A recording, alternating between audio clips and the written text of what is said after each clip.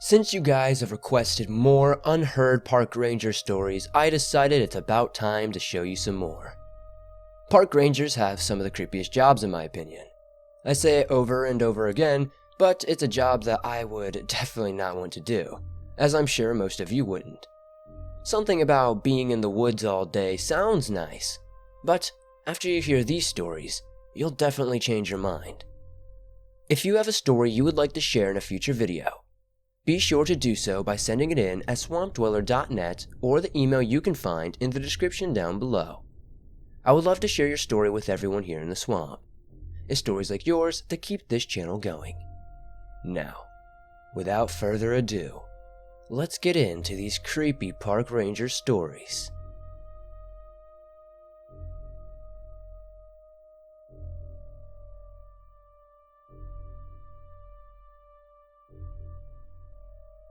In all my years as a park ranger, I've always found it to be a very rewarding experience.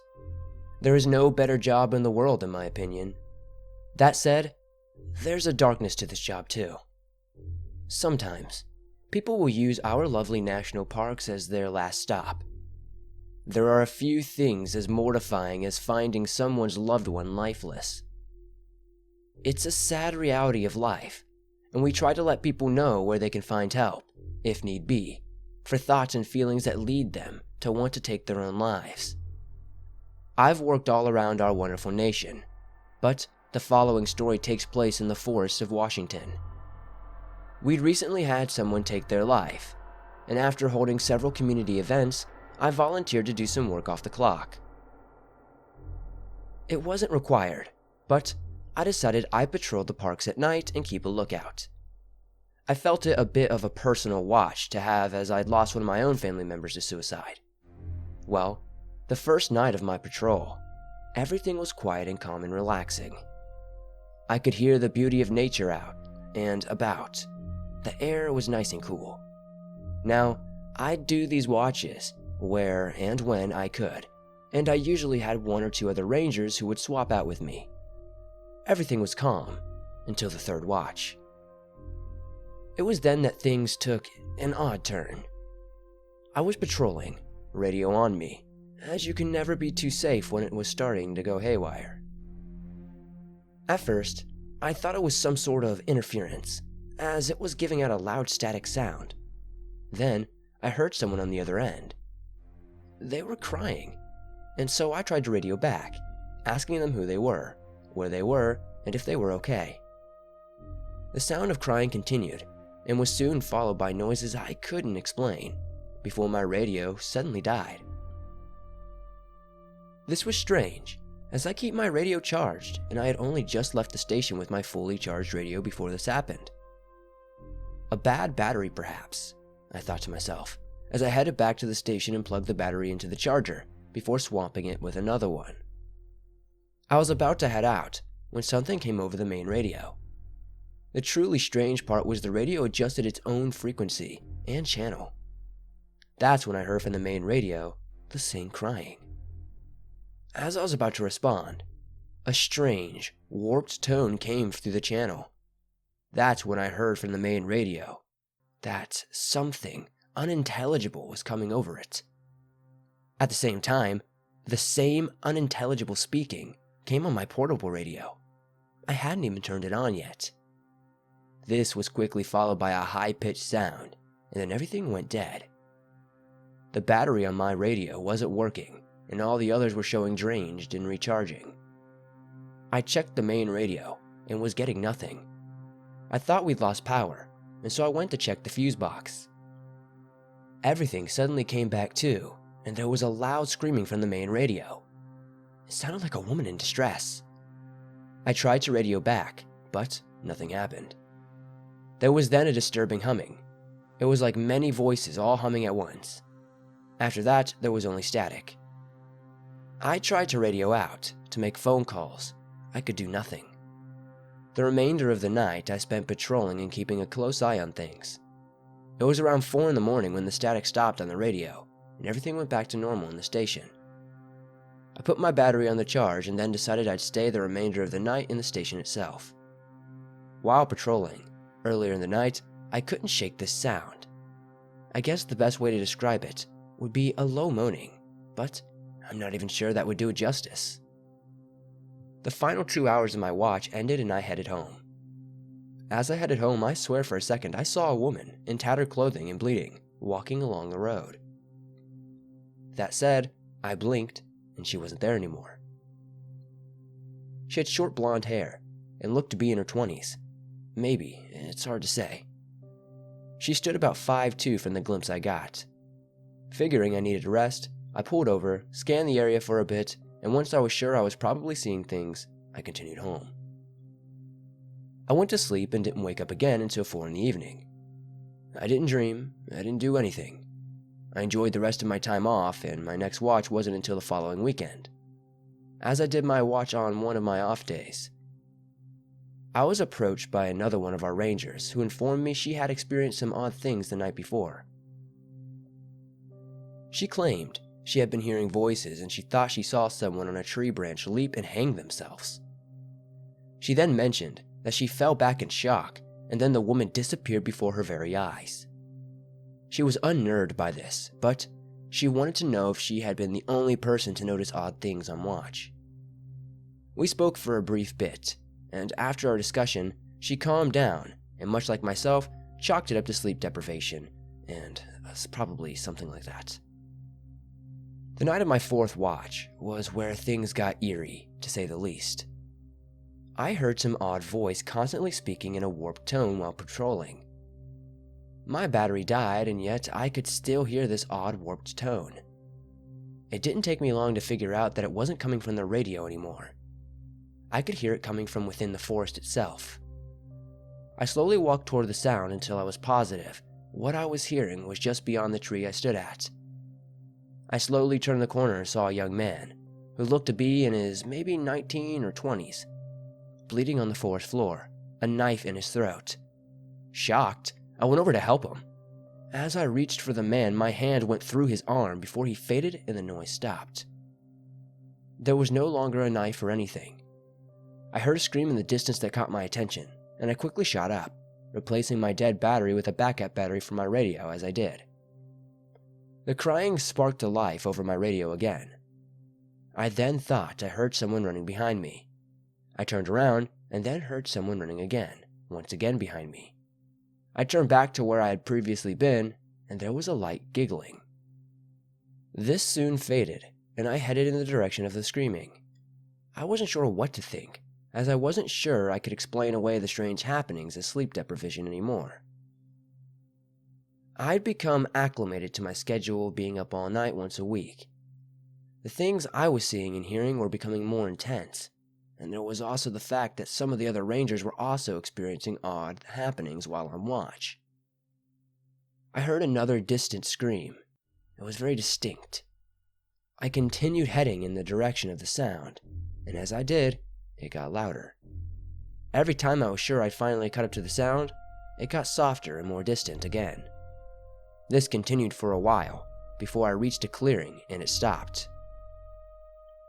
All was silent now, save for the sobs of whoever was coming over the radio.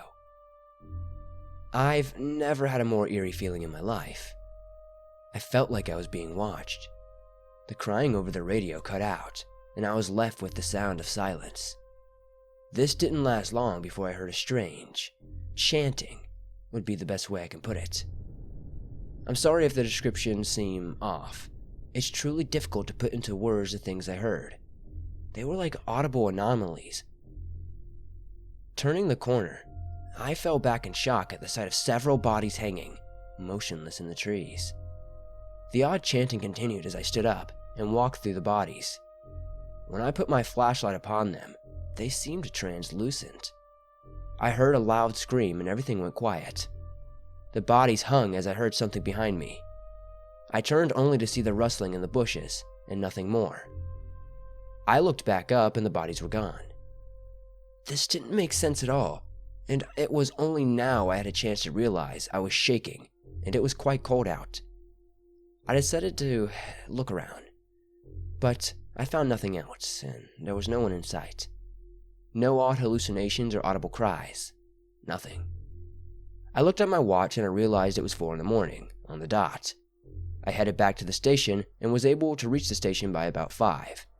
I brewed some coffee and waited for the final hour of my watch to end. Once the other Rangers began filing in, I left immediately. I would have discussed what I had seen or heard, but I was tired and confused. I didn't take long to go home. I pretty much raced there. There was no one on the road this time. I ate some breakfast and then crashed after getting home. I dreamt of the things I had seen. Most were unexplainable, and I awoke to the sound of a scream that I wasn't sure was real or still part of my dream. If you've ever been dreaming and you are half awake, you'll know what I mean. Sometimes, the last things in a dream will still resonate in the mind, as though they were happening in real life. I got up slowly and looked out my window. I then checked the time and realized it was 6 at night. The rest of the night was uneventful. Over the course of the next week of work, I talked with others, and they had some experiences similar to mine. They, in turn, shared some of their own stories. The crying was a common part of the equation. The batteries draining, the strange auditory and sometimes visual quote-unquote hallucinations were experienced by all of us. They weren't always the same ones, but they all happened.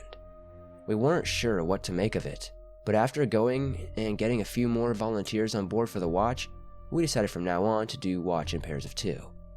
It just felt safer, and we now had the numbers to do so. My 5th watch was with a ranger we'll call Patty. Almost as though, on cue, night fell and the crying started up over the main radio. I told Patty I'd take a radio and several backup batteries and head out to search the area, and if she would be alright with staying on the main radio, alone. I wasn't sure if we'd be able to get through to one another with the odd happenings, but I figured it'd be best for one of us to stay at the station, and we attempted to keep contact in the meantime.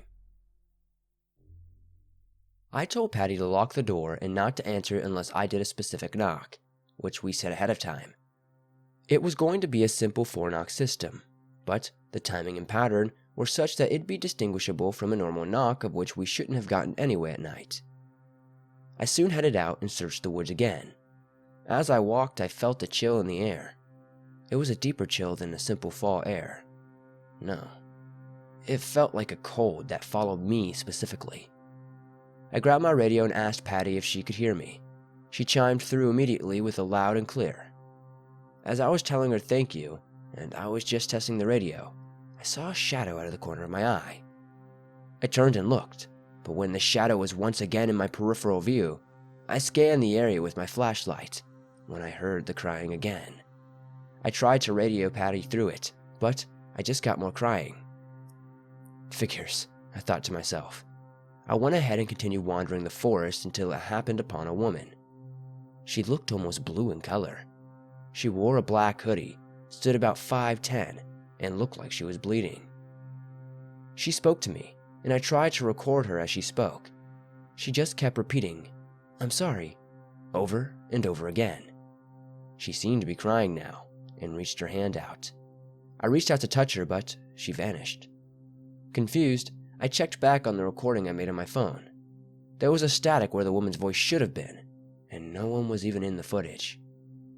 I searched the area for any sign of someone, but I found no one.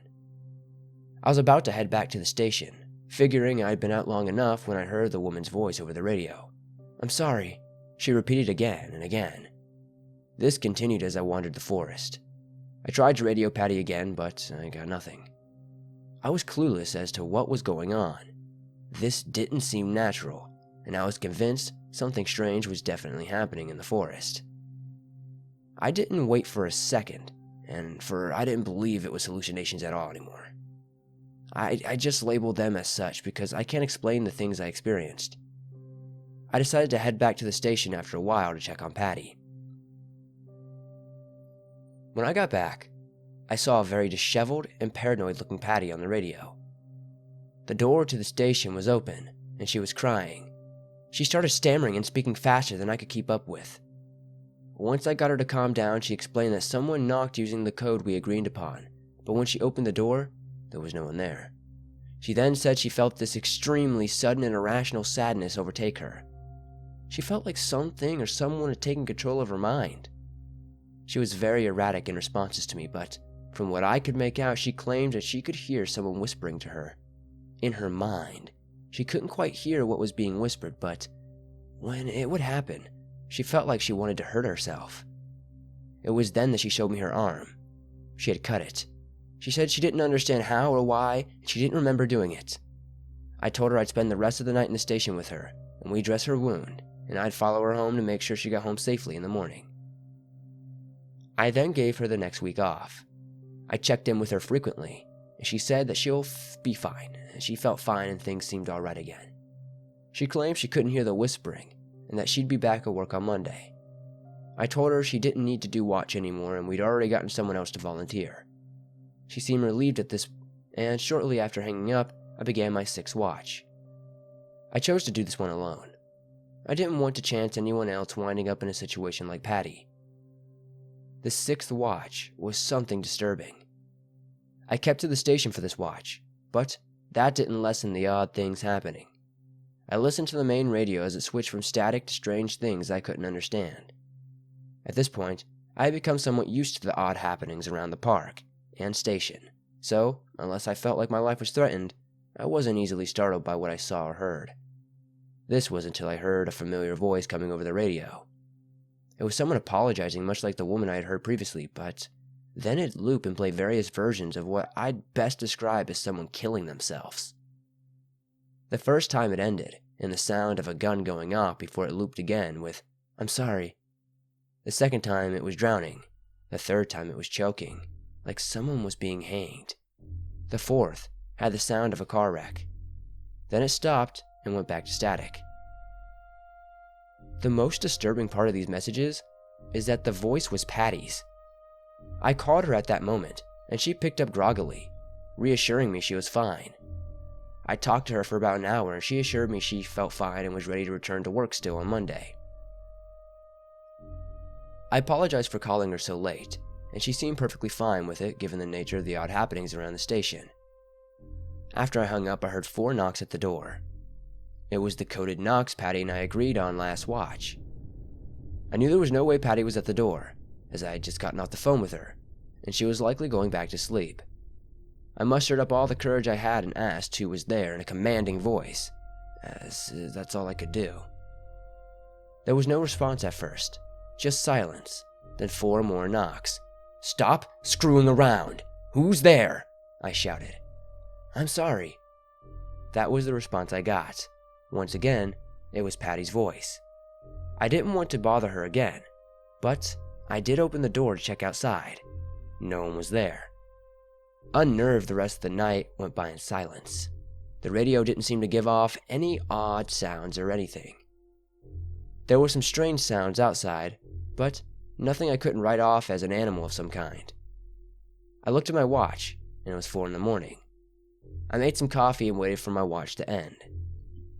At 6, I headed home, and as I drove, I saw something peculiar. It was the blonde woman from a few watches back, wandering the side of the road, bloodied and in tattered clothing. I slowed the vehicle down and watched, but as the sun rose further, she seemed to fade. I shook this off as something just weird, and drove over to Patty's. I wanted to check on her one final time to make sure she was okay. She seemed happy to see me, and asked me how the watch went. I told her I was just checking in, and we had some coffee before I told her I'd see her Monday, and I went home. I crashed. The next week of work was perfectly normal work-wise. Patty was back and seemed in high spirits again. Those on watch got together and discussed how their watches had gone over lunch. Apparently things had toned down over the course of the watch. Most reported they'd noticed no odd happenings at all. Things seemed to be normal again. We were only going to do the watch, as we dubbed it, for a few weeks till things seemed normal anyway. That weekend, I was going to do the 7th and final watch with all involved together, the exception being Patty for obvious reasons. The 7th watch came and went completely uneventfully. There were no odd happenings over the radio, and nothing was off. Nobody saw anything in the station or in the woods. Everything was actually kind of fun with the whole group being together. On the way home, I saw the blonde woman and stopped my truck and asked if she was okay. She looked at me and waved before disappearing. I wasn't sure what to make of this. The thought occurred to me that maybe she was a ghost. I thought this jokingly, and all seemed well until Sunday morning. A day or so after the final watch that I got a phone call letting me know Patty was found dead in her home of an apparent painkiller overdose. The only thing police found that would give any reason at all as to why she did what she did was a note that read, "I'm sorry." I and our entire community was shaken by Patty's passing. We scrounged together a fund to pay for her funeral so her family wouldn't have to. We also started a community outreach program through our service to help those who are having suicidal thoughts or simply need help. I don't know how to explain the odd happenings on the watch, but it pains me to realize we lost one of our own to something as horrific as a suicide. We still do the watch, but not as often. I have heard strange things since, but nothing to the level of the initial watches. I haven't seen the blonde woman on the road since Patty's passing.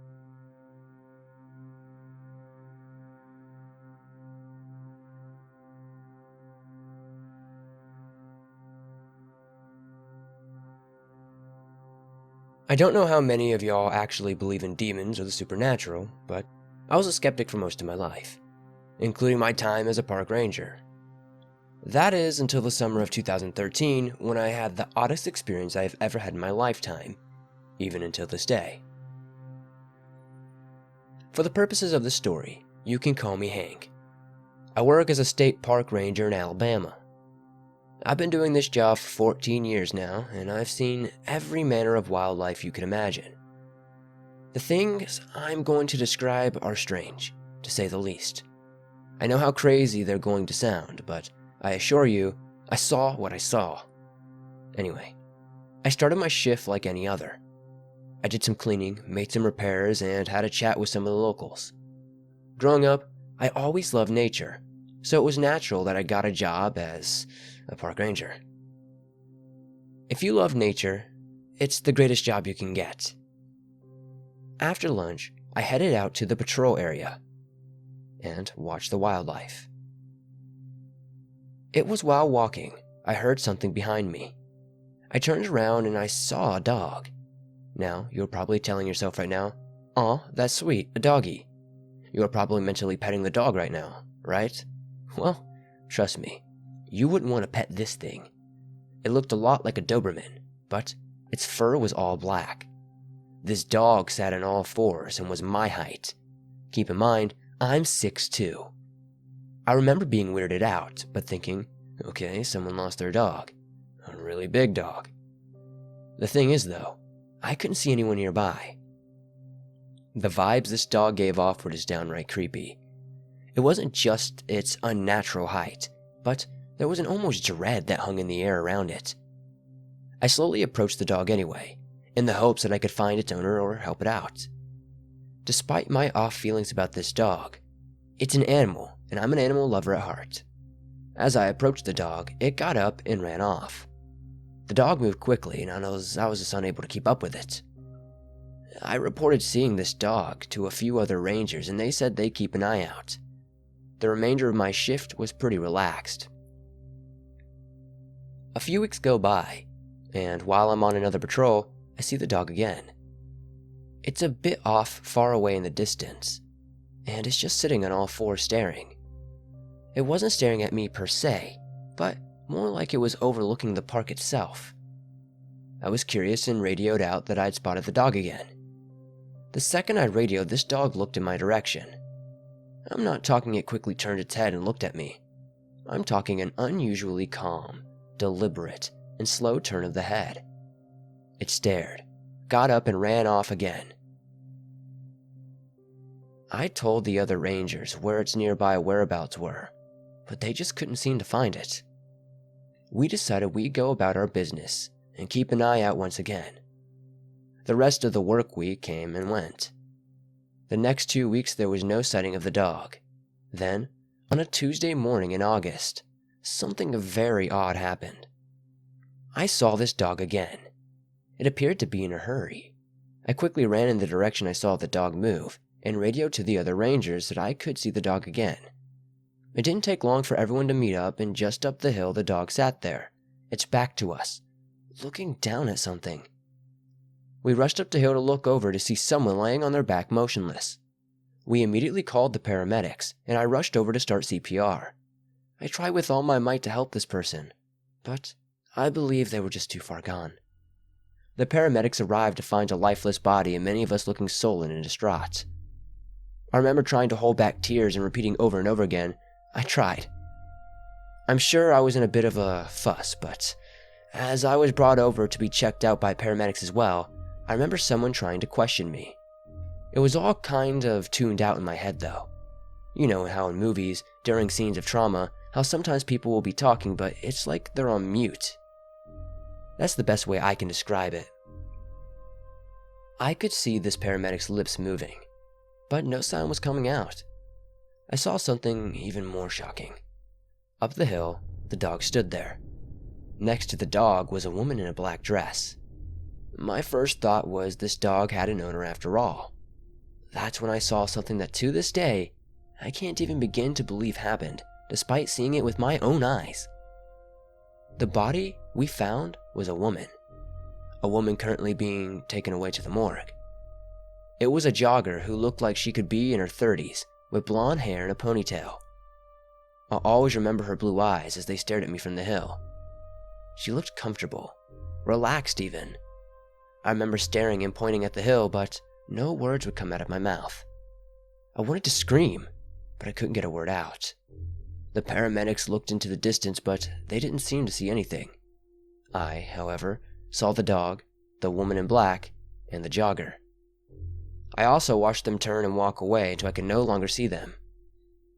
I tried running up the hill. I looked high and low until I was eventually rounded up again by the police and paramedics, and I found no sign of anyone.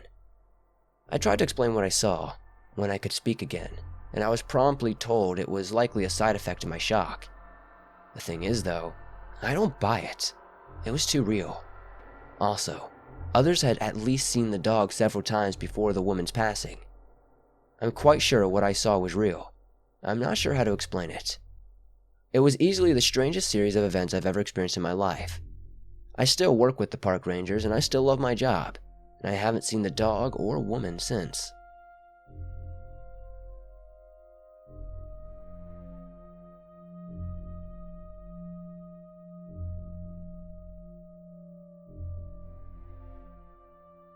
I'm going to call myself DeMarcus as I don't want to use my real name for this story. I was with the park rangers in Minnesota for roughly 25 years. I've seen all manners of things on the job, many odd things and many downright strange things. The story I'm about to share with you happened in 1996. This was roughly 2 years into being a park ranger for me. I'm sharing this because it was the first really odd thing I'd experienced in my career and one of the downright strangest. On a cold day in December, I saw what I can only describe as a UFO.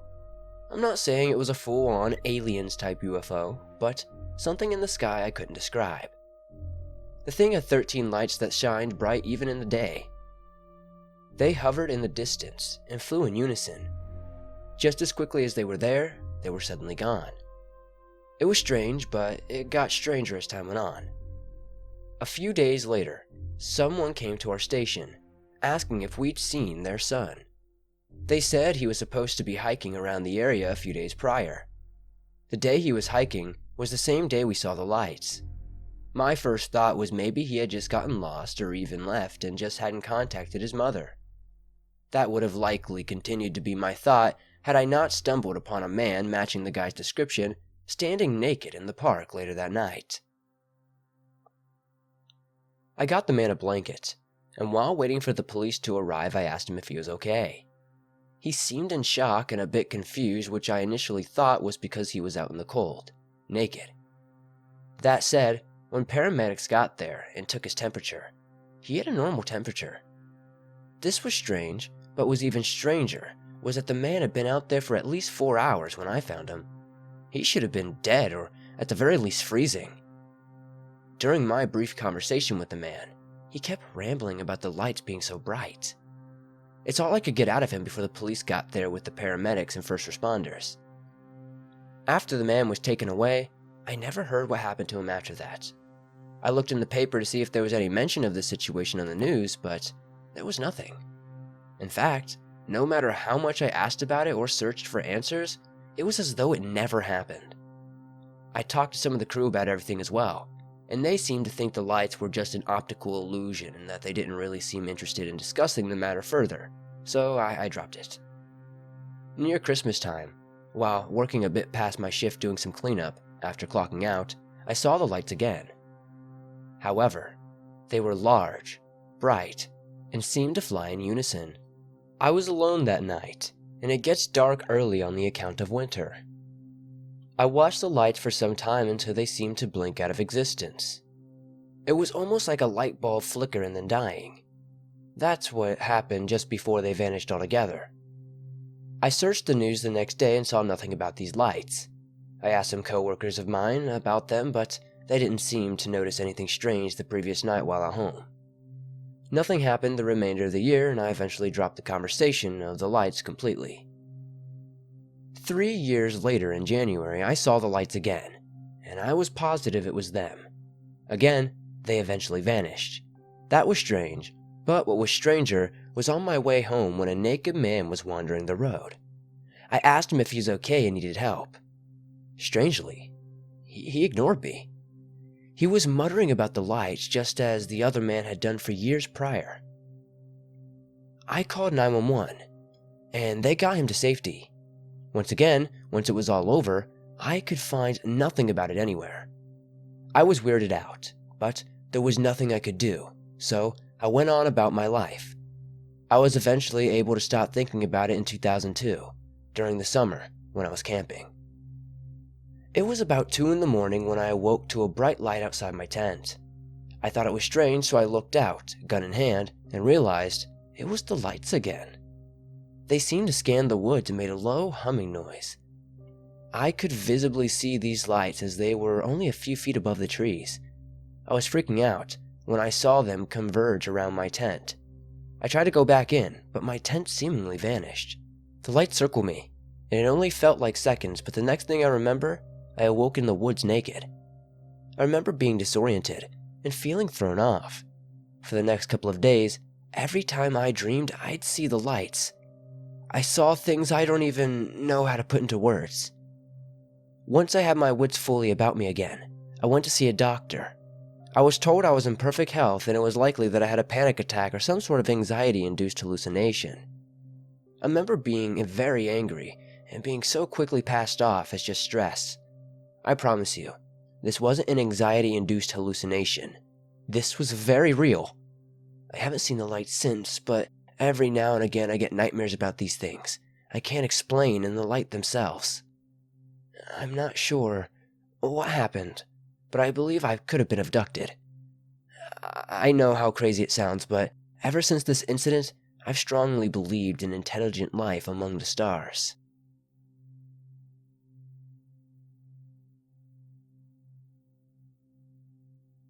I wouldn't call my story scary, and it's rather short. I would call it odder than anything. I've been with the park rangers in New York for about 5 years now. It's a great job and I love it.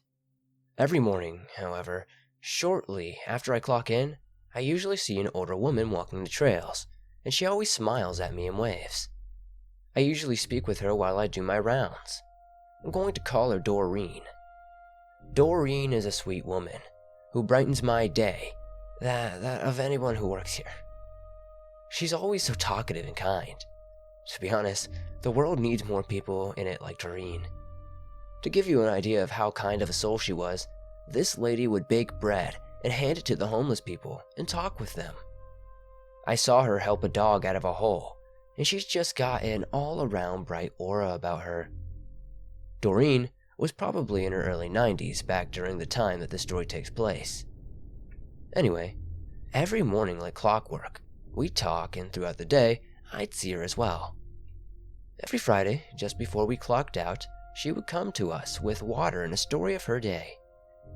We looked forward to Doreen's stories just before we were out for the weekend, the exception being the weekend crew who would see her then as well.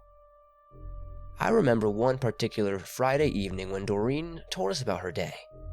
Shortly after she finished regaling us with the tales of going around town, Keeping fit and helping everyone she could find who needed help, she pulled me aside to talk to me.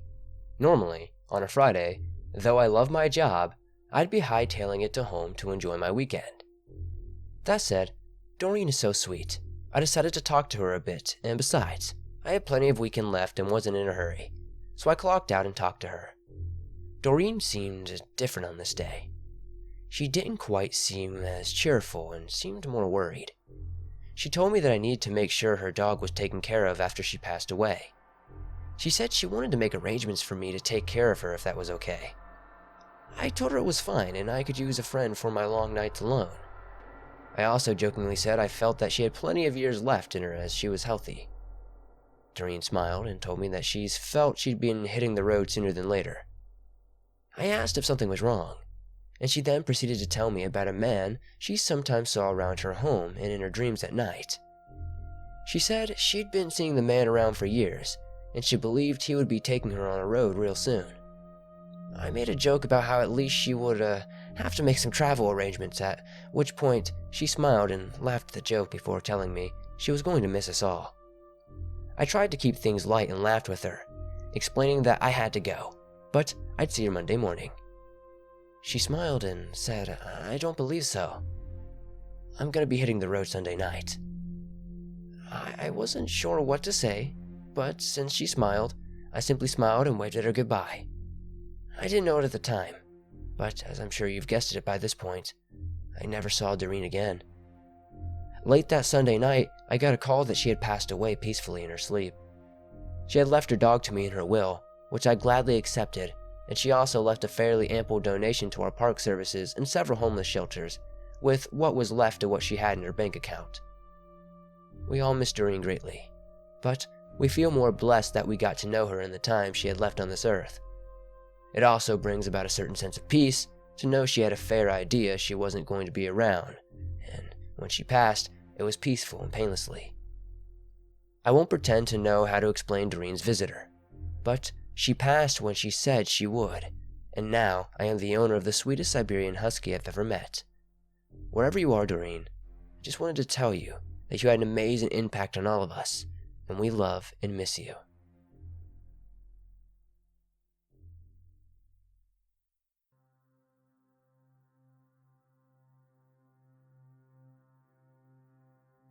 I won't be giving my real name or any name, and I'm sure you'll understand why shortly. I will say I worked for the park rangers for 10 years before I quit. I quit due to some strange things happening around the park that eventually made their way to my home. I felt and still feel threatened by everything that happened, so I'll only say I live somewhere in the northeastern part of the United States. To jump right into things, it all started around 2014, when doing my morning rounds. I found a deer mutilated in the park. It was a little way into the forest, and not where most of the general public would be wandering, but it was close enough by that it was a bit weird and unnerving. I reported my findings and did all the necessary paperwork associated with it. The next day I found a raccoon spliced open and hanging from the station door. Its innards were left on the doorstep. This was obviously reported as I was the first person in that morning. The fact that I was the first person in that morning was something that also bothered me. I tried to shake it off as a coincidence, but as time went on, it seems less so. 3 nights later, while off shift, I was relaxing in my former home around 10 p.m. when I heard a knock at my door. It was 3 distinct knocks, slow, methodical, and loud. I soon opened the door to see what was up only to find a bag lying at my doorstep. I freaked out and called the police as I didn't know what was in the bag, and I'm not prone to opening things left on my doorstep. I eventually did find out that in the bag was the chopped up remains of a dog. I felt sick to my stomach, and I remember vomiting soon after. It was the usual questions. Do I have anyone I consider an enemy? Is there a reason someone would leave this at your doorstep? On, and my answer was no. I had no clue why someone would do this. The police said they'd file a report and agreed to watch my place for the next couple of nights. They also gave me the number of the detective who would be working my case in the event something else came up. Something else did come up, but it wasn't at home. It was at work, in my locker. My next shift I found a note. The note had read, "Horned Figure's face," and that was it. I asked around with the other Rangers and made a serious point of letting them know if someone thought this was a funny joke, they were dead wrong. That said, no one had seen anyone near my locker or claimed to have any knowledge of this. I could tell they were serious, and while I'm usually good at reading others, they left me no reason to believe they were lying. The police checked things out, and I was given the rest of the week off work.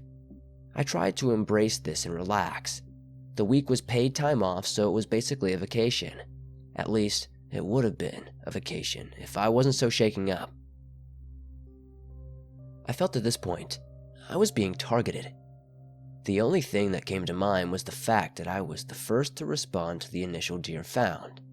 Still, would whoever was doing this know that? The more I thought about it, the more paranoid I got. I started to question my coworkers again in my head. It seemed like whoever was doing it had to have some sort of access to my whereabouts, my workplace, etc. I keep a gun in my home and I'm single, so I don't have to worry about anyone getting a hold of it besides myself. I keep it hidden, but close to me at all times. That night, or morning, depending on how you want to look at it, I woke up at 5 to 3 deliberate knocks at my door. I opened the door and found a postcard with the same symbol from the note in my locker. I called the police, and they filed another report. I was frustrated at this point, and this would only further be the case a week later, when I finally returned to work. Someone was watching me that day. I know this because as I was working, I looked up to see the symbol painted on a tree.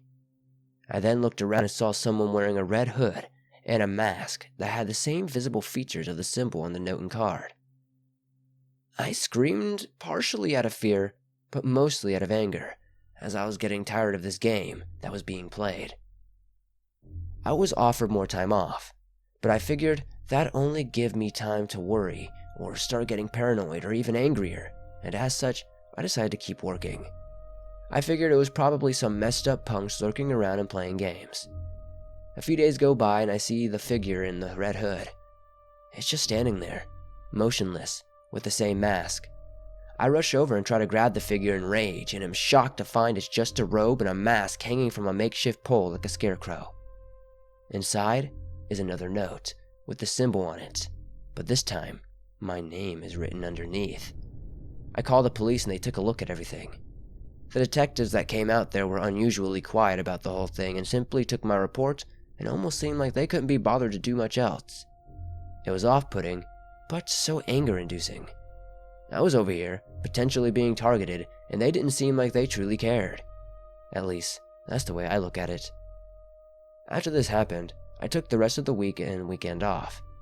The next Saturday night, while sleeping, I woke up to a loud, guttural screaming. I freaked out, grabbed my gun and went through my house, door by door making sure no one had gotten in. The entire time I did my search, I could hear 3 loud, deliberate knocks. They would stop, and a minute or two later they'd repeat again. I called the police, and while waiting I kept my gun close. I was furious. I wanted someone to show their face, as I wanted a reason to point and shoot whoever was harassing me, and get it over with or die trying. The police took their sweet-ass time coming, and eventually showed up at my door.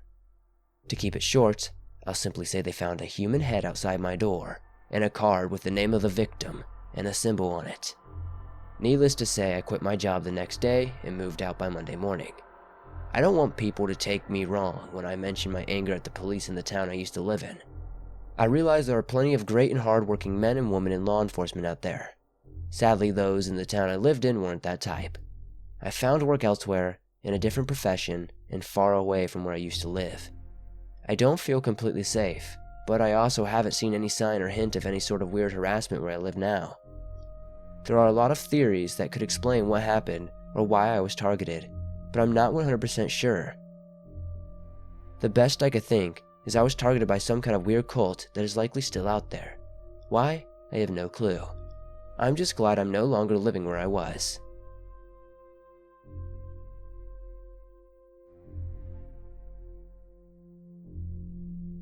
Thanks for listening to these truly odd and strange park ranger stories. These definitely are going to change your mind about wanting to be a park ranger, if I do say so myself. But maybe not, there are some strong-willed people out there. Once again, as always, thanks for watching this video, it means a ton. If you like these stories, please hit that like button as it really does help the channel reach more people. If you're new, why not subscribe and turn on notifications to never miss a new video, as I upload them almost every single day on all things natural and supernatural. If you have a story you would like to share in a future episode, whether it's a park ranger story or something else, be sure to submit it at swampdweller.net or the email you can find in the description down below. I would love to share your story with everyone here in the swamp. It's stories like yours that keep this channel going. If you guys aren't aware, I have podcasts on iTunes, Spotify, and pretty much every other major podcast platform. So if you want to download Swamp Dweller Scary Stories, hear stories you won't hear on the channel, and just have more Swamp Dweller in your life, definitely go check those out. If you made it to the very end of the video, let's confuse everybody in the comments by saying young cactus. To confuse everybody, why not? I'll see you guys soon with another creepy video.